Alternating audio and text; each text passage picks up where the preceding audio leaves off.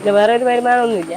അപ്പം ഞാൻ പറഞ്ഞു നിങ്ങൾ ചെത്ത് തുടങ്ങാം, ഭർത്താവിൻ്റെ പേരിൽ കള്ളളക്കാന്ന് വെച്ചിട്ടാണ് ഞാൻ ചെറിയ തെങ്ങ് കെട്ടി ഭർത്താവ് അടിയിൽ പറഞ്ഞു തന്നിട്ടാണ് ഞാൻ പഠിച്ചത്.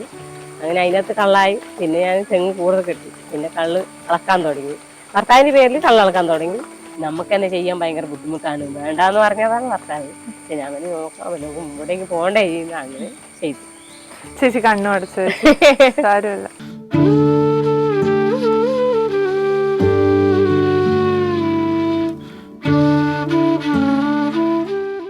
അപകടം പറ്റി കിടപ്പിലായ ഭർത്താവിനെയും പറക്കമുറ്റാത്ത 2 കുഞ്ഞുങ്ങളെയും അടക്കിപ്പിടിച്ച് കാടിന്റെ നടുവിലെ വീട്ടിലിരുന്ന ഒരു പെണ്ണ് ജീവിതത്തെ നോക്കി.